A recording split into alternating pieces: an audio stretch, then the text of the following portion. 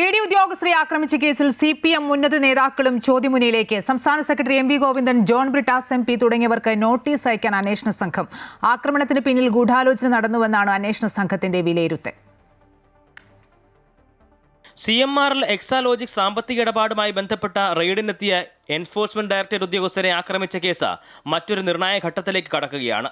CPM സംസ്ഥാന secretary MV Govindan, John Brittas MP എന്നിവരുൾപ്പെടെ സ്ഥലത്തുണ്ടായിരുന്ന മുതിർന്ന നേതാക്കൾക്കുൾപ്പെടെ ചോദ്യം ചെയ്യലിന് ഹാജരാകാൻ പോലീസ് നോട്ടീസ് നൽകി. പ്രതിപക്ഷ നേതാവ് പിണറായി വിജയന്റെ തിരുവനന്തപുരം ബേക്കറി ജംഗ്ഷനിലെ വീട്ടിലെത്തിയ ED ഉദ്യോഗസ്ഥരെ ആക്രമിച്ചതിന് പിന്നിൽ ഗൂഢാലോചന നടന്നിട്ടുണ്ട് എന്നാണ് അന്വേഷണ സംഘത്തിന്റെ വിലയിരുത്തൽ. ഇതിന്റെ അടിസ്ഥാനത്തിലാണ് നേതാക്കളെ ചോദ്യം ചെയ്യുന്നത്.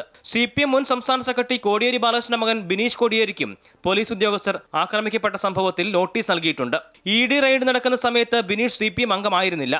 പിന്നീട് പാർട്ടി അംഗത്വം പുനഃസ്ഥാപിക്കുകയായിരുന്നു. ED പരിശോധനയ്ക്കെതിരെ പിണറായിയുടെ വീടിന് മുന്നിലെത്തി ബിനീഷ് പ്രതിഷേധിച്ചിരുന്നു. അറസ്റ്റിലായ 25 പ്രതികളിൽ മിക്കവരും ബിനീഷിന്റെ സുഹൃത്തുക്കളുമാണ്. പ്രതി ചേർക്കപ്പെട്ടവരെ സംഭവ ദിവസം ബിനീഷ് നിരന്തരം വിളിച്ചിരുന്നുവെന്നാണ് അന്വേഷണ സംഘത്തിന്റെ വിലയിരുത്തൽ. ബിനീഷിന്റെ ഉൾപ്പെടെ കോൾ ലിസ്റ്റ് അന്വേഷണ സംഘം പരിശോധിച്ചിട്ടുമുണ്ട്. അന്വേഷണ സംഘത്തിന്റെ നടപടിയെ രാഷ്ട്രീയമായി നിയമപരമായി നേരിടാനാണ് CPM തീരുമാനം. അമൃത ന്യൂസ്, തിരുവനന്തപുരം.